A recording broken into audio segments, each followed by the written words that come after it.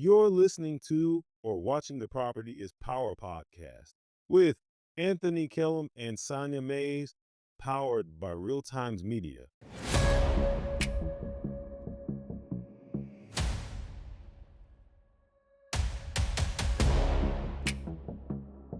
Hi, I'm Anthony Kellum, and welcome to Property is Power. I'm just so excited. This has been a long-term dream of mine, and to have Sonya May here with me as a partner is just extremely humbling and exciting.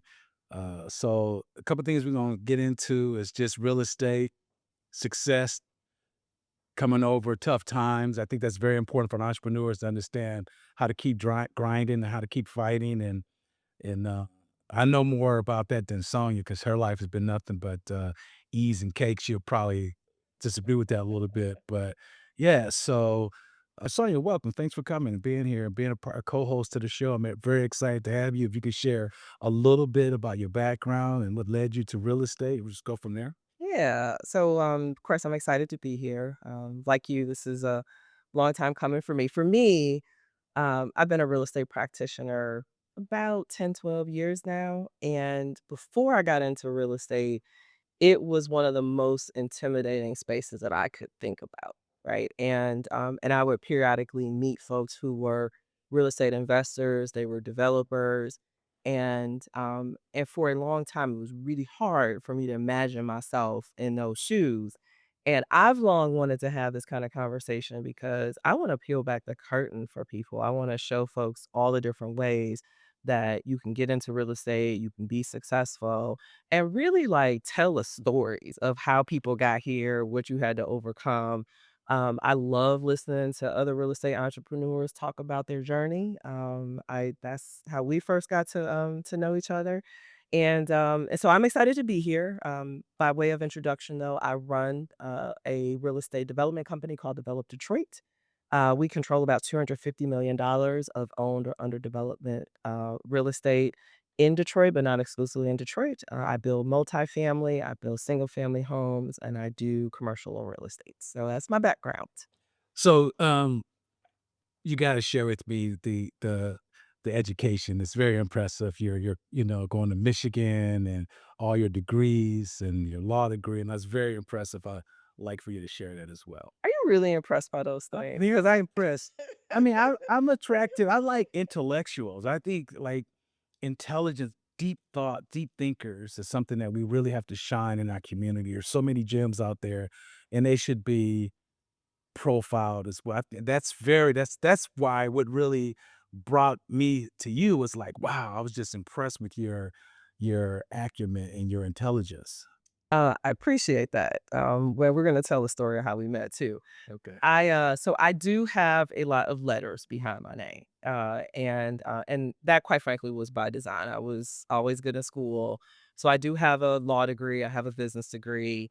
Both of those things are helpful in real estate, but to be honest, 95% of what I do does not really not need either of those things, and so when I think about like what am I telling people who are trying to get into real estate, who are being more successful or trying to be more successful, I definitely tell them not to get focused on the degree as the thing that's gonna get you over because you know this better than most because you've probably met a lot of really learned stupid people in your life. Yeah. And it's in real estate, it's about hustle, it's about grind, it's about overcoming adversity, it's about setting a goal and doing whatever it takes to get there.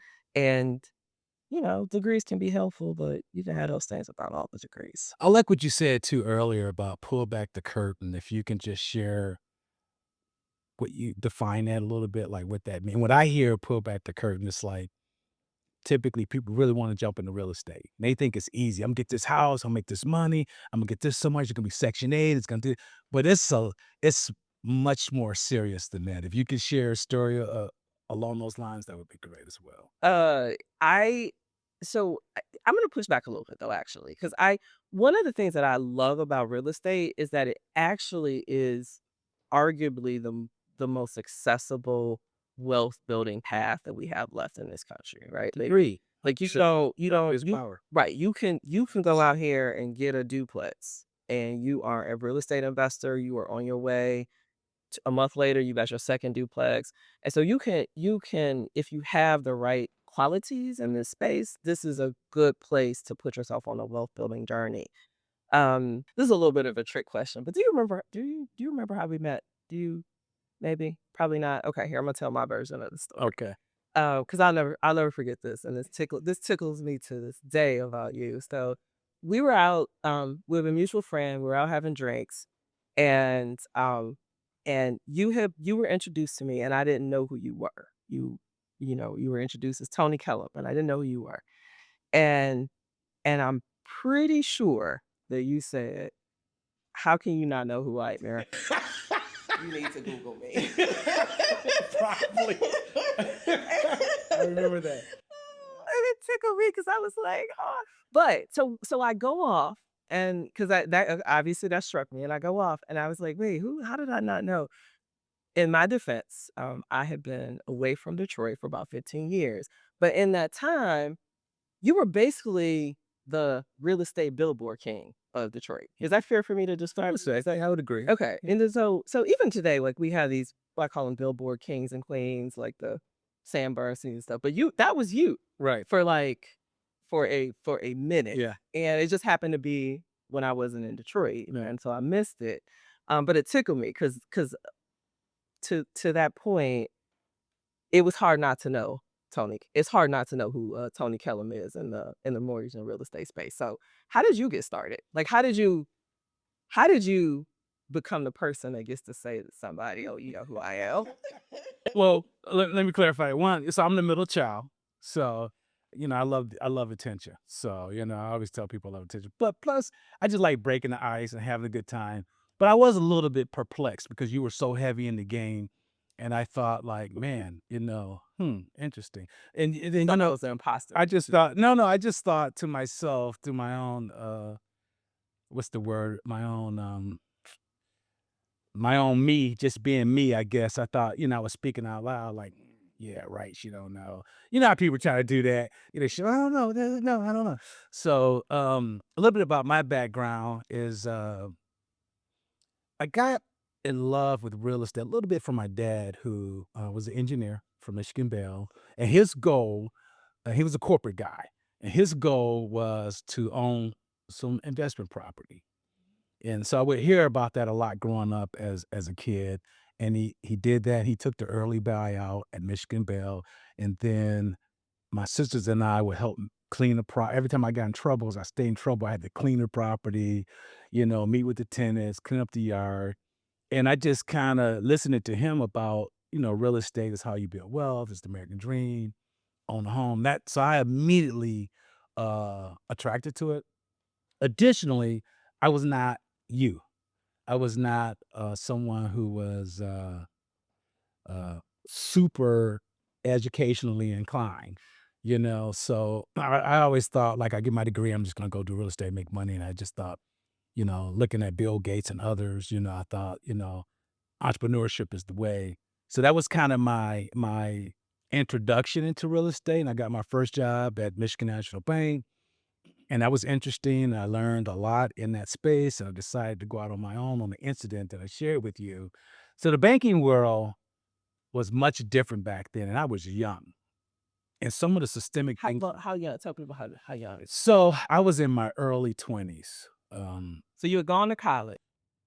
So I would say job two. During the summers, I worked for a cable company, and I wanted to start a cable. Anything I ever did, I was going to do it myself. I was one of those people. And to my dad's dismay, he was like, get a job, have them pay for it, have them, get a job. He was not on the entrepreneurship game. He was like, get a job, get a check. And I had two young kids at the time. So it was a lot of stress. But transition to Michigan National Bank, Grosse Pointe, Michigan. For you guys don't know, Grosse Pointe is a very wealthy uh, city here in Michigan. And that was one of my branches. And a black lady came into the branch, and she asked to put her house on layaway. So, they brought her to me, and when she left, they laughed. And I thought, well, we got to do more than just laugh at people. because she was probably used to putting things on layaway, right? I grew up on layaway. It wasn't something like that was foreign to me, but I can I get that it could be comical for certain people, like, oh, how you gonna put a house on layaway? But I thought that was an opportunity, and that opportunity for me was like education. Turns out she worked at Ford Motor Company. She made really great money. She had good credit, and she had a 401k. So she was mortgageable, and we got it. And I just talked her through it, and kind of educate her on the process. And we got her there, but without a lot of laughter in the background, with a lot of can't believe somebody want to put their house on layaway, those type of comments. And like I mentioned to you before, like when you're young, you don't capture a lot of things. Like a lot of things, if it's just not blatant in front of you, it can kind of not be captured. But the older I got, the more significantly that played in my head. Like, if we can, people are closer than they think they are. So the first time when you told me that story, about the woman who came into the bank wanting to put a house on layaway and that being kind of a defining moment for you, my 20-year-old self probably would have laughed at her. But my now self, what I said to you at the time is I was like, well, I mean, really, real talk, a mortgage isn't really that far off conceptually from layaway, right? But Payments every month. that bank, you got that mortgage, that bank has a stake in your house. And it's a conversation that has to be had if you can't pay for it. And so it's not conceptually that different than layaway. That woman just didn't have the language that was expected in that environment. And that's something that we'll also be talking about as we move through this podcast is the ways in which you can and cannot show up in a real estate context and a financing context and have people take you seriously or have people take you not seriously. And there's not always going to be a Tony Kellum at the bank who's like, I got you, right? It's not going to happen. So that story got you motivated to leave a bank or to start thinking about So I your immediately career started thinking about, um, there were many stories, doing my own thing. And, one of our responsibilities then, we were charged with going out to real estate offices in Detroit. And it was funny. It was just like maybe 15 people in the office, white people, and myself and another black. I was the only black in that office, black person at first. Then they brought another loan officer to the bank, and then they kind of made us compete against each other. These are things I didn't catch then. It was like I wasn't competing against them. I had to compete against the my other black counterpart. So these are things that I didn't catch at the time. And him and I are friends to this day. But I just thought along the way, there's got to be a better way to do deals and reach people. And it's not all fun and games. It's serious to me. And I thought the bank, and even a little bit today, there was just disingenuous approach to homeownership and to uh, having African Americans and Black people become homeowners. Even to this day, I don't think there are a lot of programs and a lot of titles, but what's really happening? How are we really pushing people to the finish line? And that's kind of where my passion leads me today. So tell us what did you build? Like in some mortgage company and with a particular focus, but give me a sense of volume. At your best month, how many people work for you? How many mortgages did you do? So we had How much did you spend on marketing? yeah, so there was a time we spent $1 million a year on marketing between billboards, billboards on buses, radio, and television commercials. And that was pretty fun. That was a lot of fun, and, we grew immediately. We grew digress. So I remember that, how I remember my first ad was like $200, and I was losing my mind, like, "Can I afford to pay $200?" But I'm just going to show you, like, if you step out on faith, it's not me. It's just the principles of believing in yourself and working hard, right? But at $200, I was like, "Man, am I gonna be able to do this?" And I remember because my first office, my rent was like $200, and it was this little room, and I used to have to go over to Kinko's, leave the building, make copies. But I grew. But to your point was 3 offices, 66 employees, 4 markets. That's impressive. And if you were spending $1 million on marketing, I'm gonna assume your revenue, your top line was well in excess of that. Yeah, we were doing really, really, really well. A lot of stress. I mean, it's a lot of stress. Payroll was when my kids have a joke. They used to be like, "Hey, what's wrong with dad? What's why is so motivated?" And they were like, "Oh, it's payroll." So to this day, I remember that. But yeah, those are, and I've had my fair share of difficulties, and hence the show. It's like I've had my fair share of tremendous disappointments and failures, and time I couldn't get out of bed, and time I didn't, I literally couldn't get out of bed. So I had those moments. So when I hear stories like, yeah, I bought a house, then I lost it. So, I think to myself, like, you gave up that quick? No, you always gonna ask me my little problems. No, it's like, I think, what does it say? What don't kill you, make you stronger, right? Yeah, well, So I think my personality is like, very highly influenced by my dad in terms of business acumen, but more like my mother in terms of just being mind over matter. Like, go in there and take it and win. And my mother used to tell me on a daily basis I was the best. You great. I'm on a daily basis. And I grew up believing that. And my dad was like, yeah, and because I was a shortcut kind of guy. And he was more like, dot your I's, cross your T's. So I had to develop that more, work at that. It's, like right now, somebody called me, hey, give me a call. I may find that number in the backseat of my car like 2 weeks later. So I have to plug it in, have to be very deliberate about my planning. Like you're very thorough. You're very thorough. I'm like kind of not so much. So let's talk about Sonya. Let's talk about purchase regret. Share with us something you bought that you regretted, but what did you learn from it? so I was taught when I came into real estate, I was taught that the sometimes the best deal you'll ever do is the one you walk away from. Mm. And I have a fairly high risk tolerance, but not nearly as high as most real estate developers. And the platform that I operate is actually mission focused, and so I'll be very transparent that I kind of hold that saying true to my heart, which is sometimes in order to protect the work of the organization I do, we just got to walk away from stuff that looks like it can get us in trouble. Now, one example that I faced in Detroit that just took many years to unwind. My company, we bought a row of townhouses, so five, except we couldn't buy the middle one. We could only buy the two on either ends. And a week after we closed on the fourth purchase in that assemblage, somebody set it on fire. And it just what ended up being this multi-year, like, how do we kind of figure out it consumes so much money and so much time. And so that was just an example of kind of a mix of luck, luck, bad timing, other people doing stuff. Um, so I don't have many of those stories of like catastrophic purchases, but it's clear to me it's pretty easy to walk into a situation in real estate, especially in Detroit, where you think you were going like you couldn't have told me we weren't going to hit our numbers on that, right? Like it was just, I know. but then all these things that you can't predict started to seep into it. So lesson there though is actually, and I talk to people about this a lot. Um, you have to be really thoughtful in real estate about what you can afford to lose.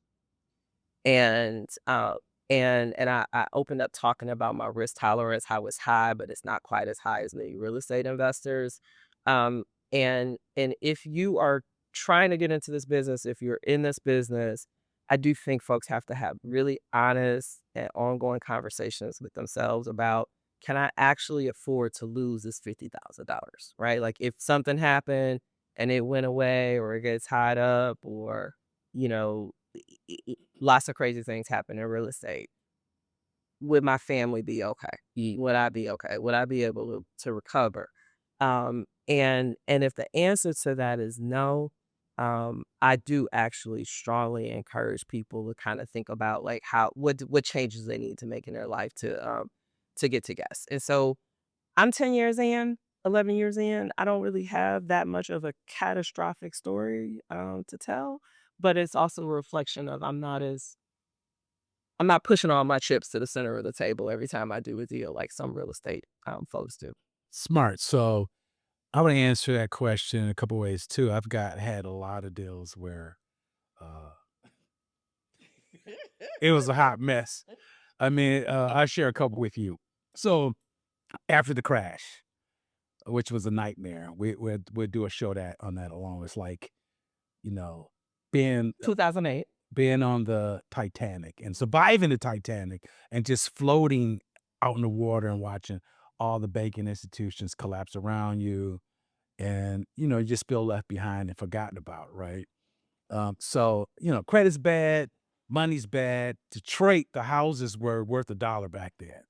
And so, I remember I had like 6,000 different business cards, trying to come back all around real estate. I was like a flipper, a wholesaler. I was just out here doing everything. I know you laugh that you can't imagine it, but I was just hustling, grinding. I remember days like nowhere to go.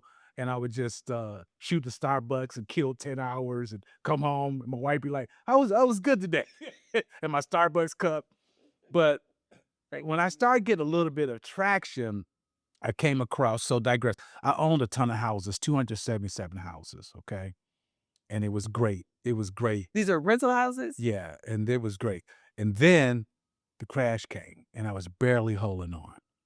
And I said that I wouldn't put my family in that again. So like, I wouldn't do that again, per se. So I bought an apartment building. So I managed to get some funding together and some investors to buy this apartment. And I was excited. This is like one of my first deals coming back. And I'm just excited. It was like I'm a newbie, right? And it was 30 units. 15 was market rate and 15 was Section 8. And so, and people were talking me out of like, don't do the Section 8, don't. And I'm like, well, it's the money's every month. I'm talking, it's turnkey. And I think we talked about this before. And let me tell you, the market rate people, you understand market rate, right? Market rate is people working, paying their payments, and then Section 8 would be subsidies. And some of these people were tripping, man. They tore that apartment building up, and fights would break out. The Section 8 people would get on top of me. My tenants were like, "I'm gonna leave you. Don't do anything." Luckily, I end up selling the building, and I made some money. But the lesson I learned, like everybody, you can't help everybody. I literally would have Section 8 would get on me, then I would have to deliver a stove or refrigerator over there again. And then the lady's boyfriend would take him and sell them. So it was just a you know, constant rotation. That's one story, real quick. The other one was you like this. I bought a house fixer upper in Detroit, and it just kept getting broken into where there was still a stove, well, the hot water tank, the furnace out all the time in a very nice neighborhood. And I was like, man, I'm here trying to rehab this neighborhood to come and break it. I literally had to sleep in the house, leave me. I had to leave, grab a rifle, drive, and sleep in the house. I slept on the air message for mattress for a while just to keep people from breaking in the house. I ended up selling it and making money, but it was like that was pretty rough. You gotta be next level creative to come up with all the ways needed to stop people from stealing on the job site or stop people from stealing on the I ended development. up hiring somebody, To me, all the different ways. family member, to stay there at night, and that became a good, like, what did you learn? Okay, well, I can't leave the property empty overnight. People watching you, so I need to put somebody in there. That was beneficial and successful. So, a quick Steve Harvey story. One time I jump in my car and I catch the end of the show, and it was very inspirational and empowering, and I needed to hear that. And he was something about you could do it, you could make it. And I'm driving around, literally was teary-eyed in my car listening to Steve Harvey at the end of the show. He does it at the end of the show. And in that vein, I would like to say, never give up.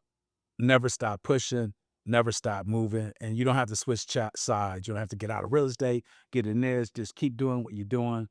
Be real with what you're doing. Fix whatever the problems are. Credit ain't bad. Credit ain't going anywhere unless you fix it. Money problems ain't going anywhere unless you fix it. So focus in on those. Whatever your impediments are, focus in on it. But I'm here to tell you, you can do it. You can make it. You can be whatever you want to do. And like Sonya mentioned in our podcast earlier, real estate is a wealth builder. You can do it, 100%, guarantee it. So I hope that's on the Harvey level. Each week is gonna get better and better. But I just want you to know wherever you at in the world, however you feel, you can do it. You can do it. Or can I say you can do this shit? Okay, I could do it. You can do the shit.